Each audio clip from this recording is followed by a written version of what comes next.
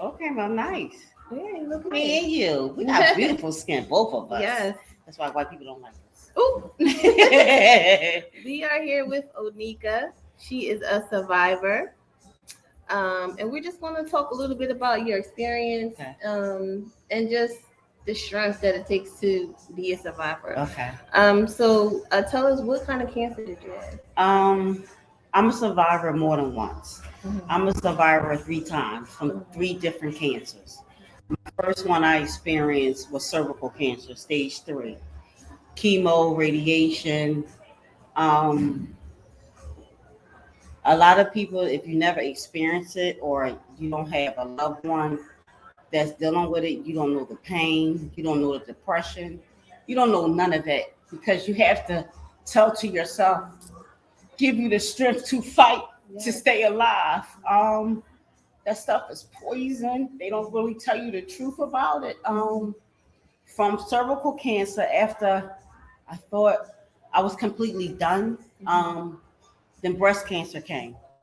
I was stage 1.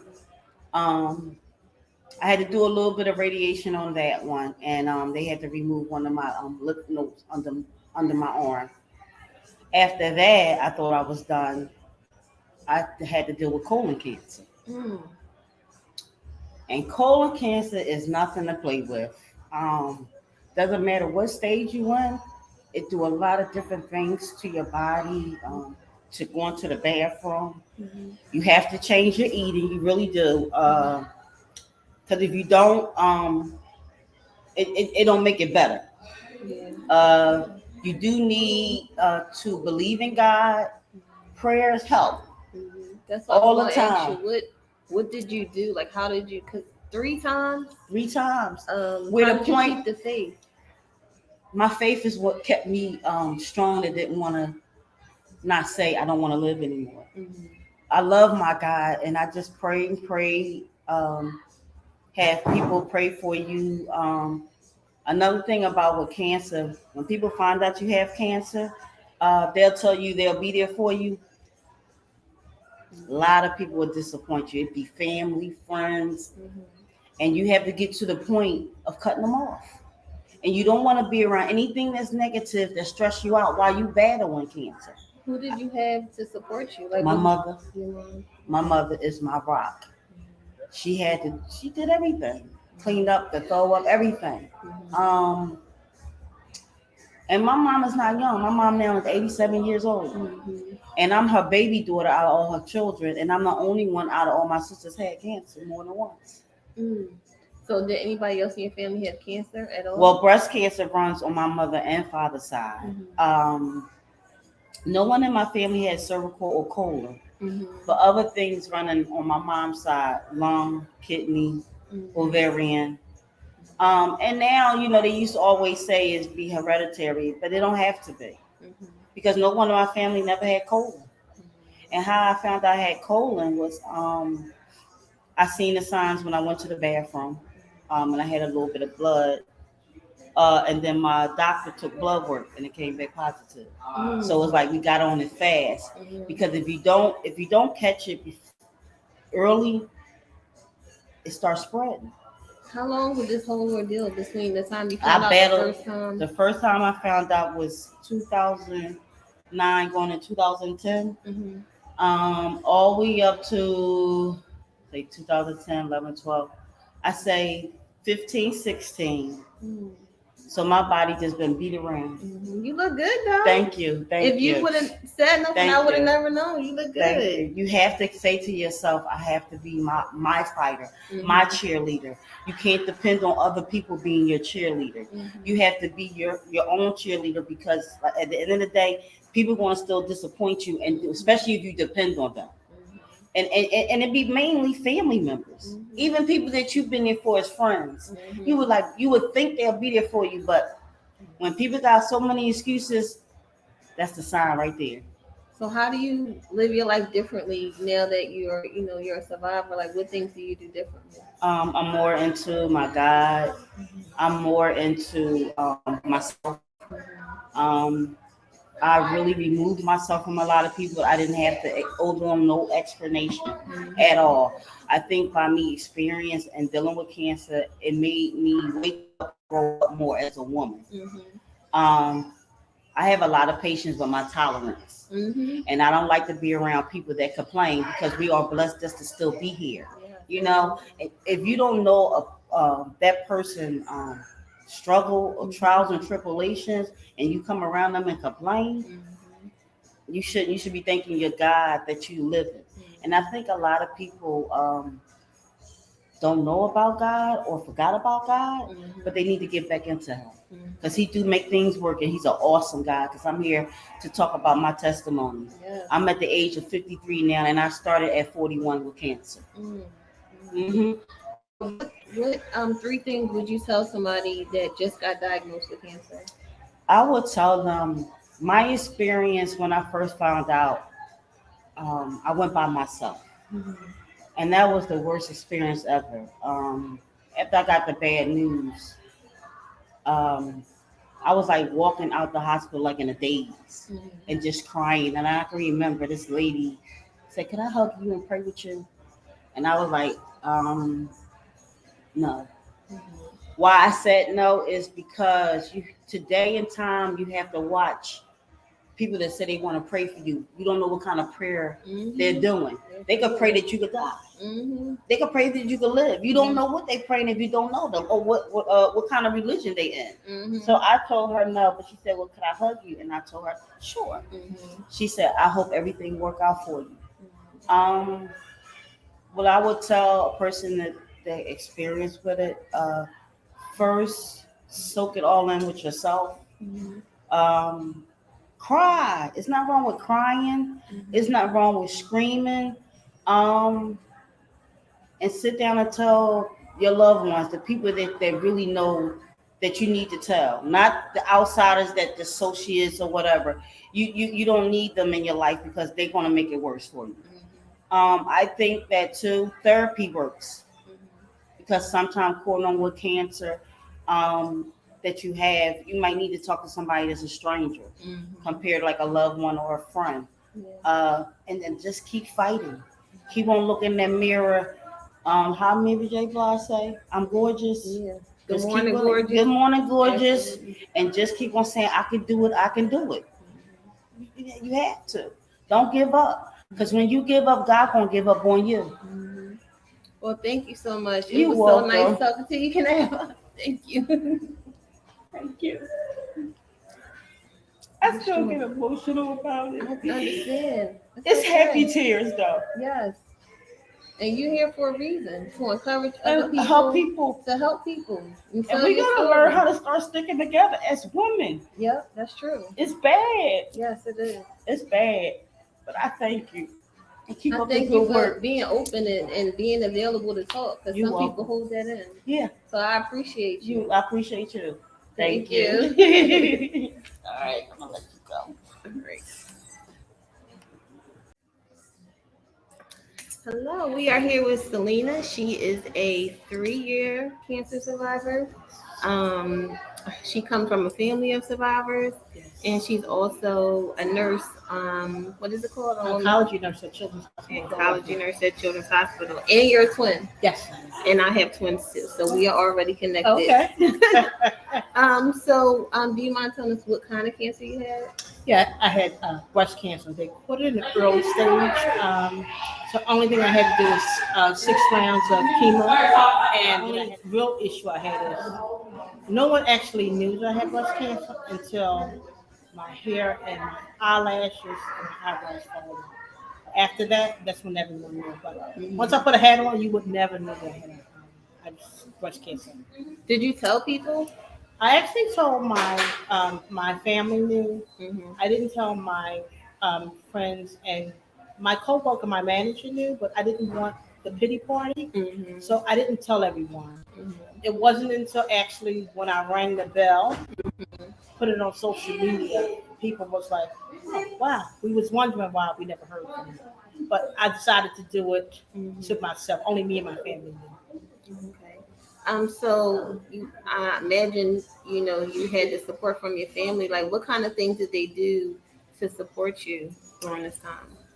Well, everyone, so we made a calendar in the beginning. So everyone knew like what days I had to go for my treatment. So we had someone take me to my treatment, pick me up. We had someone do dinner. Someone would come and help clean my house because my husband still worked full time because I was under his insurance. So he needed to work. So everyone in my family just stepped up, took a day. This person took this day to clean and cook. This person took that day to take me to treatment. So my support system is what helped me get through everything. Mm-hmm. And outside of that, like, how did you mentally deal with it? Because I know the people around you, but then when you're alone at night, you know what I mean? Like, how did you cope? What did you do to cope? Well, there is no way for you to deal with it mentally. Thank God I had a great husband who was actually there for me, but I think I was able to deal with it more so because I was an onco nurse. So I was actually able to actually put myself in the shoes of how I saw my patient's family every day. So I was actually able to deal with it better than the norm. Even my doctor was like, well, I'm surprised that you're handling it so well. And I said, well, life is too short now. You get that phone call and say, blah, blah, blah. So from that point on, having a pity party is not going to change the fact. So you just take one day, you take it one day at a time, and you move on. My next question was going to be, how do you live your life differently, or do you live your life differently after that situation? Absolutely. Since that day, I still work full time. I do 312s, but whatever I want, I don't substitute because your life can change in a matter of a phone call. My life changed in a matter of a phone call. So now, life is not promised tomorrow. So whatever I want, I do in the moment, and that's it. You have to focus on what's happening now, not tomorrow. So I live each day, and I'm happy since then. I don't worry about no negativity. It's all about what I want, and whatever I want is what I'm going to do. And what advice would you give to someone who's newly diagnosed? Stay positive. As long as you have a great support system, your support system is going to help you get through everything. And then if you need resources, reach out to resources. Resources to help you take you from step one to step two, and live for the day, not for tomorrow. Well, it was nice meeting you. You look good. I tried. Glowing. Well, it was nice meeting you. Thank you. Same to you. All right. We are here with Kathleen. She is a 21-year cancer survivor, and I'm excited to talk to her and hear her story. So, Kathleen, do you mind just telling us what kind of cancer it was? It was breast cancer. Breast cancer. Okay. And how did you feel when you got that diagnosis? Very frightened. Yeah, I'm sure. Very frightened. But I had a lot of faith in my surgeon, and my husband was right there by my side, still is, and I got through it. Yeah. I was lucky though, I didn't have to have chemo, I just had to have radiation. Okay. What's the difference between chemo and radiation? Well, chemo is the real strong medicine if you still have cancer cells in you, but my surgeon said he cut it out of me, so. Okay, well that's good. And he said I would just need, I think it was 30 sessions of radiation. I had a partial mastectomy on one side, and then radiation, and then I'm fine. That was 21 years ago. Wow. So I know you said your husband was supportive, but how would that diagnosis affect your family? I didn't tell them. You didn't? Just My your husband? mother had it, yeah. My mother had it, so I thought I would just handle it. And luckily I did. I And was they still lucky. don't know? Yeah, they know now. Oh, okay. After it was all over, but I didn't tell them until after. How did they feel about you, like, keeping that from They them? were crushed. Yeah, I can imagine. But I understand why you did it, though. So what's the most significant change that you see in yourself now, 21 years later? I don't mind rainy days. Yeah. Every day's a blessing. I thank God to be here. And I have grandchildren and great-grandchildren that I would have never known had I not made it through this. So what did you do to, like, help yourself stay encouraged while you were going through the treatment? I just convinced myself that I was going to get through it. I was going to make it. Just kept going forward instead of looking back. And you say your mom had cancer also? Yeah, my mom had breast cancer. I was, I guess, too young for her to think she could tell us about it. Oh, really? So she didn't tell you No, guys she either? didn't tell us Oh either. my goodness! Wow. But she was in her 40s when that happened. I was 50 when it happened to me. Okay. Is this something that like runs in your family? Anybody else in your family have it? No. No, we were the only two. Did anybody, well, your husband, like what kind of things did he do that you felt like were important or that you needed during that time to help you? He encouraged me to take care of myself more, watch what I eat, exercise more, which now he's actually doing it 7 times. Yeah, 7 days a week you're in the gym. Did you join these support groups or anything? No, I didn't. Okay. I had a nurse that came to the house before I had all the tubes and everything removed, and she was very encouraging. And I told her, I said, well, I think I have a future. I have something to look forward to. Right.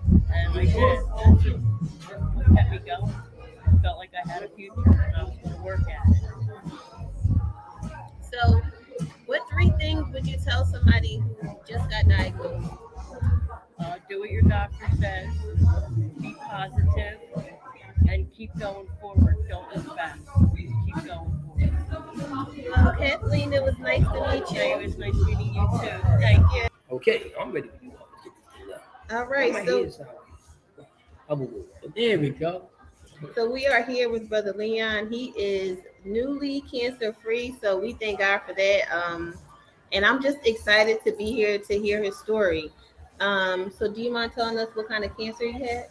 Yes, it was prostate.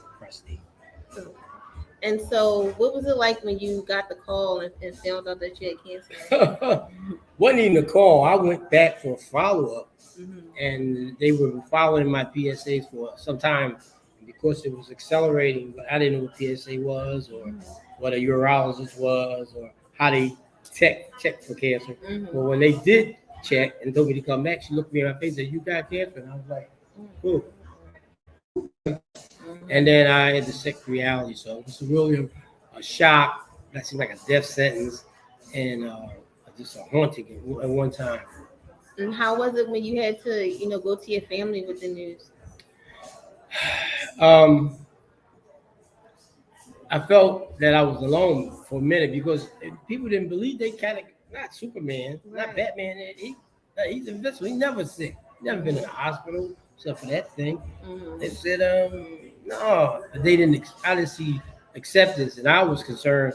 I wanted them to be equally concerned. Mm-hmm. And me being the spoiled pacifist I am for my babies and my wives, I was like, nobody cares. Mm-hmm. So, but I told them, and I tried to be strong for everybody. That's what I tried to do. Mm-hmm. And so, was it just your family that was supportive to you, or did you join any support groups? Reach out to anybody else that was going through the same thing you were? No, I didn't reach out to any support groups. I was amazed. I found out that everybody I knew, the men I knew older than me and about my age, had been through it. Oh, And it was a big kept secret. nobody was. I would say, guys, what happens? But let me say, there was a brother, a good long friend of mine, basketball coach and friend of mine, Brother Muhammad Abdul Rahim. He was educating everybody. He went through it. He would say, you got to do this, you got to do that. Mm-hmm. And I didn't have it. I said, oh, okay, all right. But I want to talk to you about it anyway, brother. All right. But now, when I got it, he said, okay. And he schooled me. A few men told me different stories about their experience. But there was one employer, Dr. Nikita Schultz. She did the medical part. She said, my husband had to do take this, take that, take this. And she kept me going healthy while I was getting my treatment. Mm-hmm. And she gave me, I taught school for her. She gave me a lot of spirit, all these different ingredients, Mm-hmm. herb stuff, and Nikki. And I had a great doctor, my primary doctor, Andrew Mary. He kept me on the loop and he let me attack early. And I gave me good advice, and I still follow his advice to the day. and Brother Muhammad Abdul Rahim was educating everybody. Yep. That's important because a lot of people don't talk about it. So I'm glad that you're cancer free. I'm glad we had the opportunity to talk. I do have 2 more questions for you. How do you live your life differently now? That you've gone through that experience. Gratefully, very grateful, and thankful for every moment. Appreciative for every moment. I also try to be mindful of my health. I stay fit. I work out a lot. I always did, but I try to push myself to get back where I was prior to the exception of the disease. Wow. And just very thankful and grateful and appreciative every moment. And last question, what advice would you give to someone that's newly diagnosed? That's a great question. Book right here says early detection is the best protection.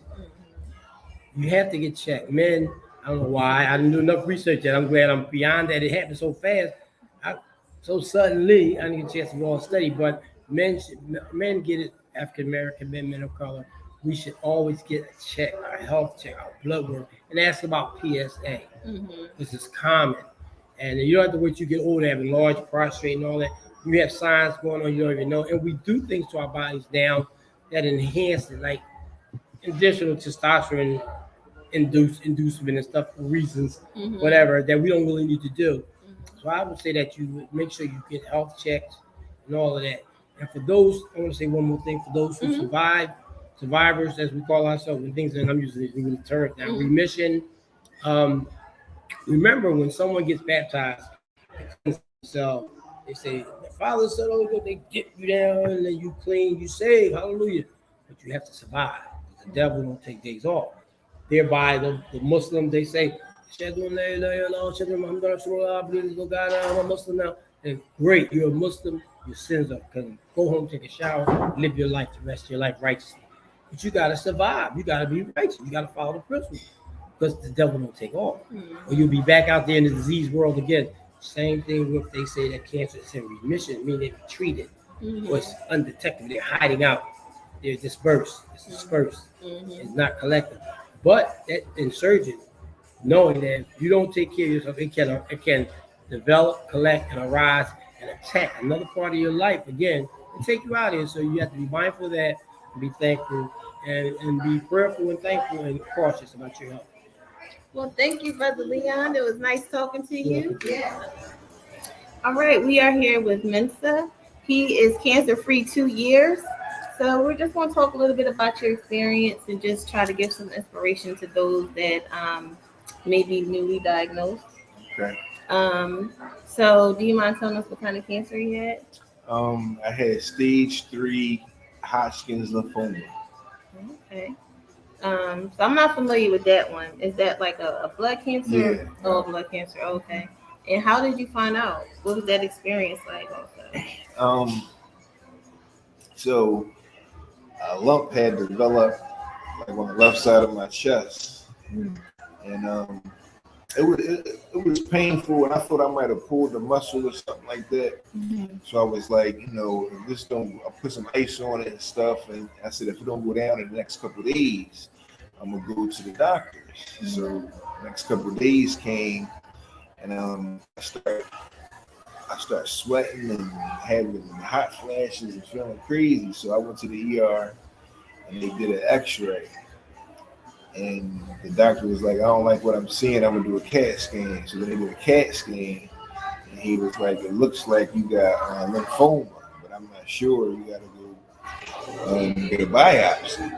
So they referred me to Fox Chiefs. I went and got a biopsy, and they said I had stage 3 Hodgkin lymphoma. So just like you just one day didn't have a lump, and then there you have a lump. Yeah. Wow. So what was that experience like for you and your family? It was scary. It was scary. It was confusing. It was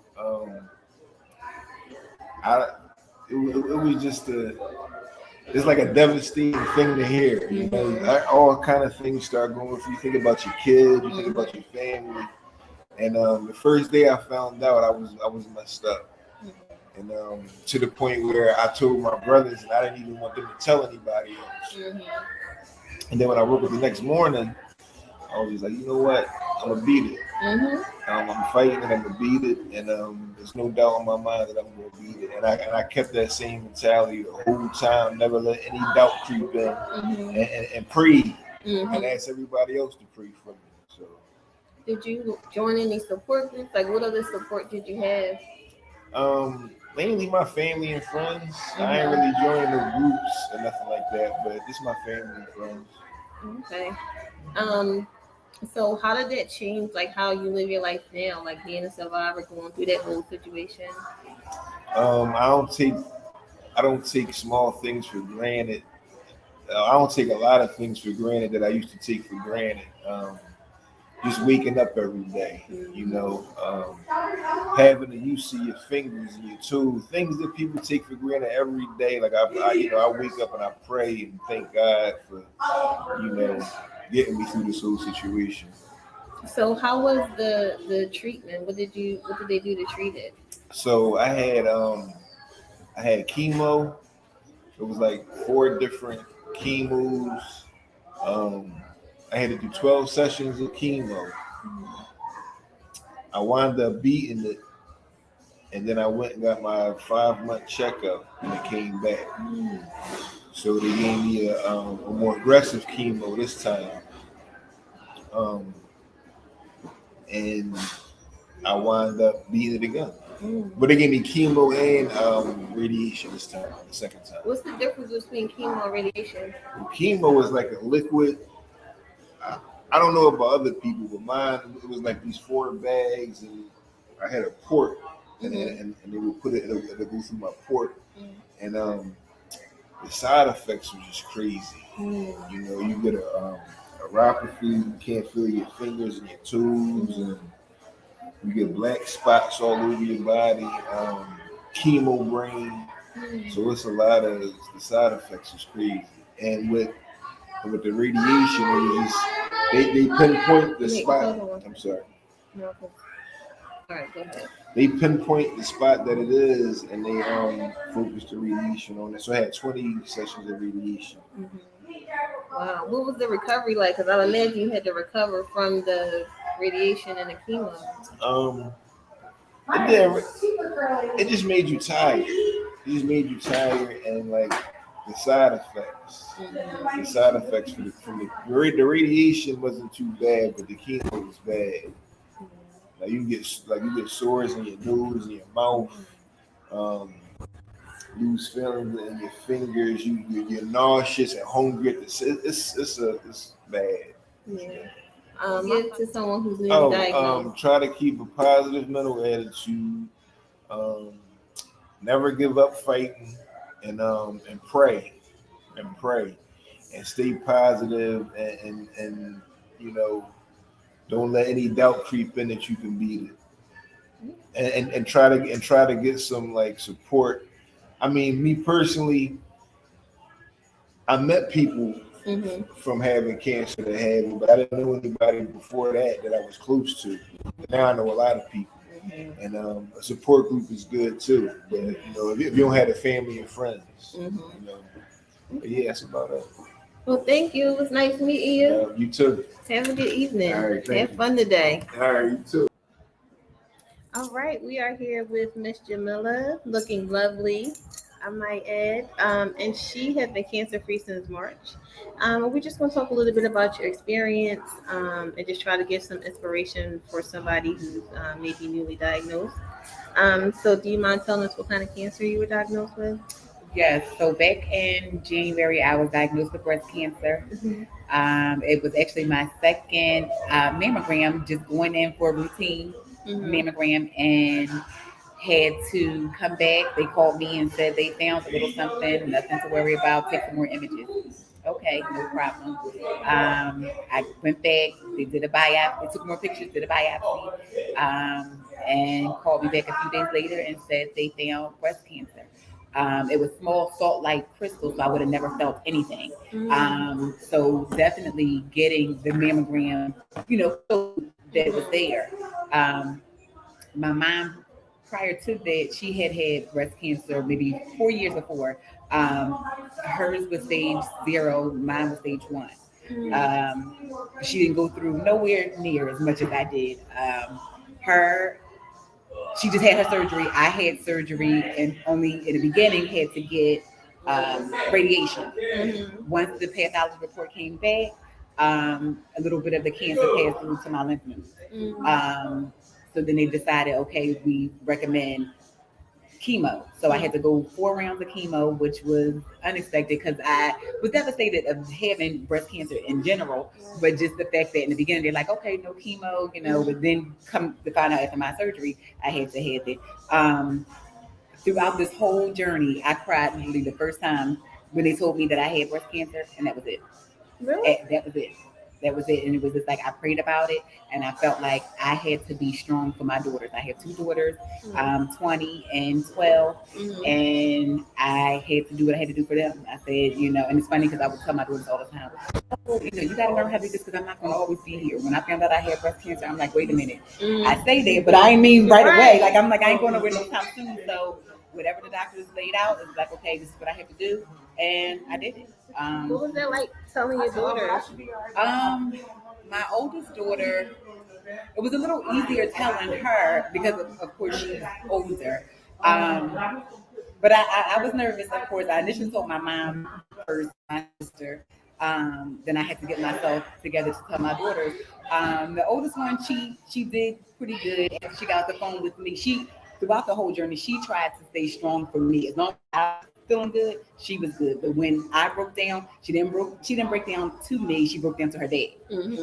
So the youngest one, I had to do everything in stages with her because it's like she's very emotional. So it was a lot for her to take that in. But even still, it scares me because of the fact that I have daughters, and now knowing that they'll have to start their breast cancer screening 10 years earlier than I did. But I just don't want them to go through what I did. But in the same token, if so, they know, okay, you know what, my mom was strong about this thing. She did what she had to do, and she beat it. And that's important. Get your mammogram. Absolutely. I mean, when I tell you, I have so many people. When I found out that I had people say, "Oh, I haven't had my mammogram in 3 years. I keep putting it off. I worry about doing this and I'm doing that." I'm like, get your mammogram because you can't always think that it's going to come. You'll feel a lump because I would not have ever felt anything because it was so small. So definitely get your mammograms. They are very, very important.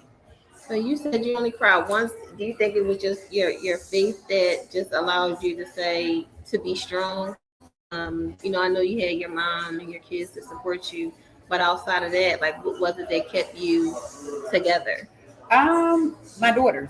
It was definitely my daughters. I feel like everything that I had done was because of them. And I felt like I'm still young. I'll be 42 next month, but I'm like, I have a long way to go. I'm like, I'm not going nowhere no time soon. Yeah. So it was rough, but people say you're not supposed to question God, but I would be lying if I said I didn't. I did. I questioned, like, why did this happen to me? But then I looked back, I said, well, you know what? Obviously, he felt like you were strong, that I was strong enough to handle this battle. And I was, and I did what I had to do to, come through it. So how do you live your life differently now that you've gone through that experience? I can't say that. Well, you know what? At this point, I would try anything at least once because I'm like, you know what? You just never know. So it's so many things that I'm like, oh no, I would never do that. But now I'm like, nope. Let me go ahead and try that. Let me do this. Because of this journey, I never thought that anything like this would happen to me. You know what I mean? Even though I had several, a lot of people in my family had different types of cancer. Like I said, my mom had it, but not to this extent. So just never thinking I'm so young that this would happen to me. So you just can't take anything for granted. And clearly, I'm a product of that. It's just like, nope. You know what? This is brought on to me, but I'm gonna do whatever it takes to fight it. And so, what advice would you give someone who's newly diagnosed? Definitely constantly pray about it. Read a lot about it. What also helped me was that I had a great support system behind me. They, encouraged me a lot. And just prayer. That definitely helped me through prayer and journaling. I do a lot of journaling as well, so that helped out a lot. Um, yeah, and just you can't give up. Definitely do not give up. I mean, and in my case, like I said, I had my daughters, everybody that's not their situation, but you can't let this just take control of you, and that's what I refuse to do. I said I will not let this thing take control of my everything, and I did. Well, thank you for talking with me. You're welcome. Enjoy the rest of your day. Thank you. And I hope we, inspired somebody that's watching. Yes, thank you. Thank you. All right, so we have Kevin here. He is cancer free for 5 years, and we're just going to talk to him a little bit about his story. Right. So what kind of cancer did you have? I had leukemia. Okay. Yeah. I really don't know the other term for it like all the abbreviations. Mm-hmm. Okay. But yeah, it was leukemia, and it actually started in 2015, and I was in the hospital for maybe like 3 months, and then they said I was clear. So it came back in 2016, and then that's when the doctors got together and were saying, well, you're going to need stem cell transplant, right? And so me and my wife. Like a new treatment? Something Yeah. new? Okay. Yeah, and me and my wife was talking to the doctor, like, well, what's that? What's that? Going to do and this and that.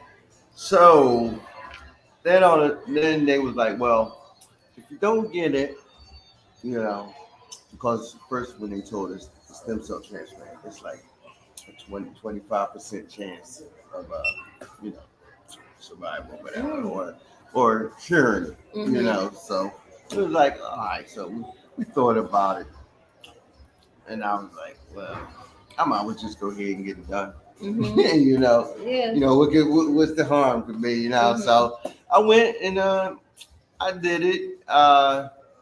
It was hard, especially on my family. I'm back away again for like maybe another 30 days. You had to stay in the hospital. I had to stay in the hospital for like 90 days again.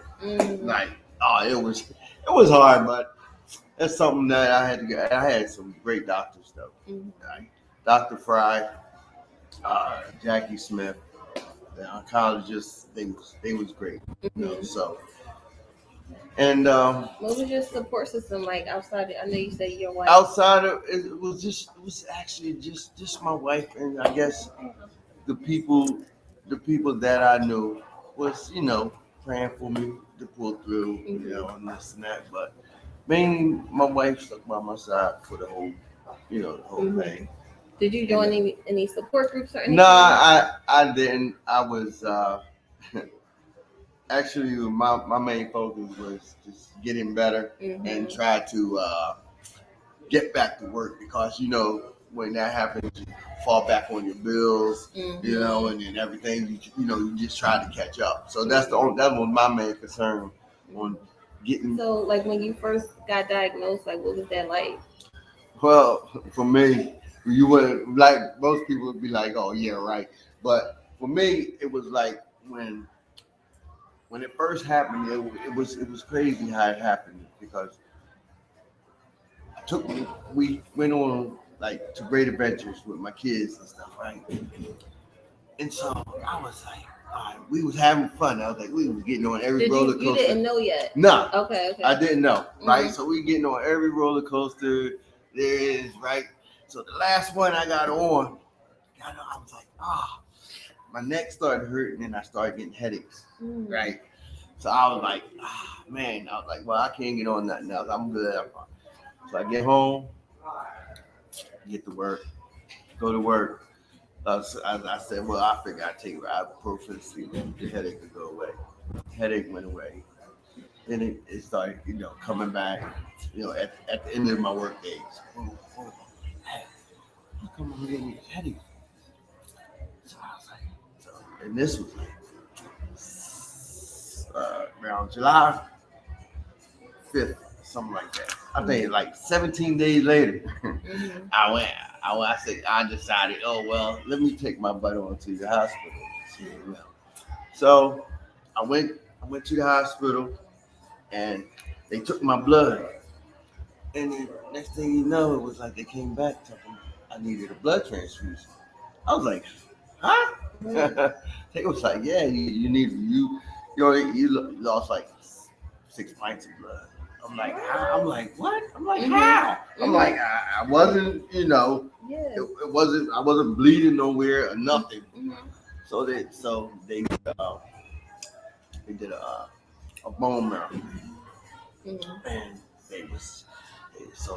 then that's when they decided, well, it was leukemia, and I was like, wow. My wife started crying, and I was like, believe it or not, I just looked at her. I said, "What are you crying for?" I said, "It's it happens, like ain't nothing you can do about it, but just try to get help." So that's what I told her. I said, "Well, take me to university. Take me to university, man. We'll be all right." I think they got some good doctors. Yeah. So and that's where we went, and from there on, they helped me out. They did Stem good cell. job. Yeah, the stem cell transplant didn't happen until the 17th.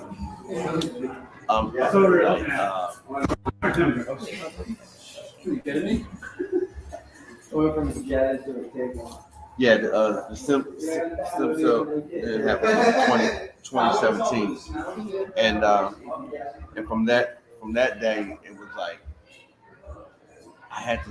Actually, I stayed in the hospital for like 100 days, and then at that, like, say, the 99th day, where my family came up, just my immediate family came up and had to be around me to see how I would react because I had new blood. It's crazy. It's like it changed my. No, I didn't feel different. It changed my whole DNA. I can't believe it. Yeah, I was like, oh my God. I'm like, I don't even have the same DNA. So how do you live your life differently now that you've gone through that? I'm just me. I still doing the things that I used to do before I had it. You know what I mean? And that mainly was just working, taking care of my family, enjoying my kids. And that's it. That's it. What advice would you give someone who just recently got diagnosed? My advice was just like I said, just be yourself. Don't let it take over. Just because you hear the word cancer, you're like, oh, and most people, when they hear that, they get down and they think, no, just be yourself. And you can still do the things you do. Just find the right people, to take care of you, that's willing to take care of you, and they're willing to help you, overcome, what you have. And so, and that's about it. That's all I can say, to someone, because me, like, I'm a happy-go-lucky guy. You know what I mean? Yeah. And I just like and just enjoy my life. You know what I mean? And my kids' life, and I don't let nothing bring me down. Try not to let nothing bring me down. And that did not, believe it or not, that did not bring me down. It just made me, I'm not going to say stronger, but it just made me think, you know what I mean, and realize like how really life is short. So you just keep going and on and just enjoy yourself, and thank the God, God has control of your life. People don't realize it, but you know what I mean, because you'll be here one day and gone the next. But Well, thank you. It was nice all meeting right. you. Yep. Same here. Have all a right. good day. All right. Thank you. Fun. See you later. All right.